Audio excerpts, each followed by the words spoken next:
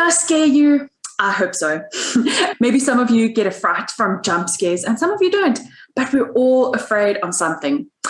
And this month, that is what we're going to be looking at, some scary things. So check out this little video clip and see which one of these scare you.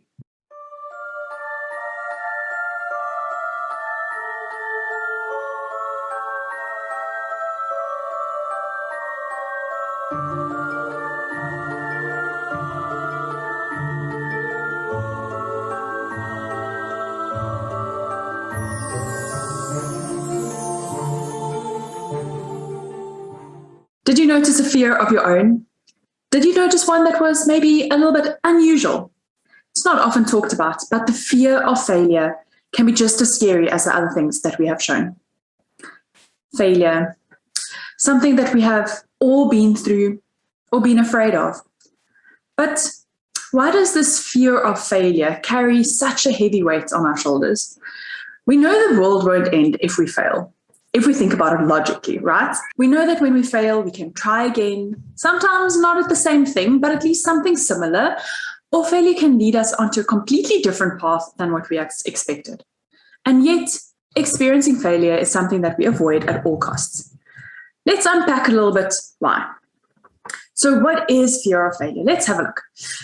Well, fear of failure, like all phobias, actually has a name. And now this is a big word. It's called atychiphobia. Okay, so A-T-Y-C-H-I phobia. There we go. That's how real it is. It's defined as an irrational and persistent fear of failing.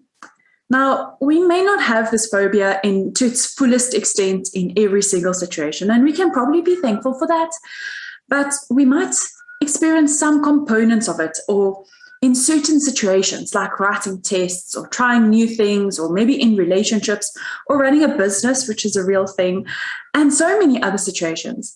But we experience fear of failure to some degree at some point in our life. Now, according to Kendra Cherry from Very Well Mind, some emotional or mental symptoms of fear of failure can include things like believing that you don't have skills or knowledge to achieve something. Secondly, feeling like you won't be able to achieve your goals, or underestimating your abilities to avoid feeling let down, and worrying about imperfections or shortcomings, and that maybe that will make people feel or think less about you. And then lastly, worrying that you are going to disappoint others if and maybe when you fail. Other symptoms can also include some physical symptoms, just like when we stress or when we're feeling stressed out, our bodies can react in certain ways depending on you as an individual. When we have a fear of failure, it could take on a form of anxiety or stress, and it can come with symptoms like headaches, fatigue, digestive issues, muscle tension, chest tightness, or even a rapid heart rate. I know that sometimes I feel this extreme anxiety. If there's something big coming up and I'm not sure how it's going to turn out, I can sometimes get a little bit panicky in instances like that. But in addition to these physical symptoms and the emotional ones that we listed, there are also behavioral symptoms like procrastinating or telling people that you are probably going to fail so that expectations remain low, or even avoiding it altogether because if you don't try at all, then you can't fail, right? Now, this fear of failure can cause someone to have low self-esteem, no motivation to do things, and it can also even cause them to carry a sense of shame or embarrassment. Even the thought of having a fear of failure can be scary, but it's a normal process to go through in life. And there are coping strategies and self-help tips that we will be discussing next week. So as a business owner, you may feel this sense of fear of failure to a greater extent than someone that might be in a corporate environment. So if you know of someone who hasn't experienced this fear of failure before, then please let me know, because I'm yet to find someone that has never experienced that fear before. And as an entrepreneur or business owner, as I said, fear of failure can have a really big impact on business decisions and also on your business growth, which is why it's important to make sure that you can counteract that fear and find ways that you can cope and work through it. So let's look in a little bit of detail at how it could affect your business. So firstly, it can force you to play it safe and stay in your comfort zone.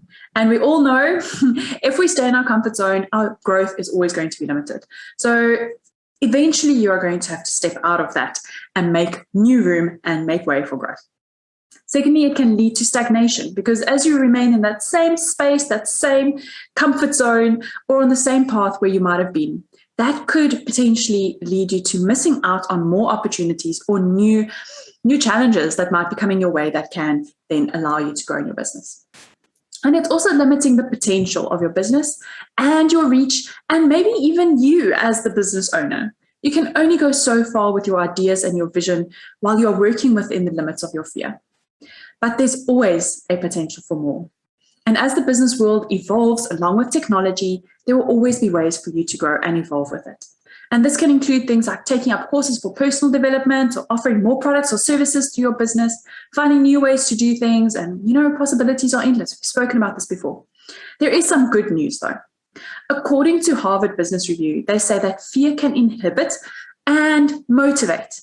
Rather than simply stopping people from being entrepreneurial, fear of failure can actually also motivate greater striving for success. And don't we all want to rather do that? Strive for success. This requires a little bit of skill so that you can manage and find balance in times of fear and stress without allowing it to have a negative impact on yourself and various areas in your life. So you know that we always talk about productivity and profitability. So how does fear of failure then affect your productivity and profitability? As I said, fear of failure can cause you to stagnate. This lack of growth means that any increase or growth that you might be experiencing at the moment will eventually plateau, because as the business world grows without you and new competitors arrive regularly, you are really going to be struggling to keep up. So productivity and profitability will be affected as your fear of failure will prevent you from moving forward with your ideas and your vision.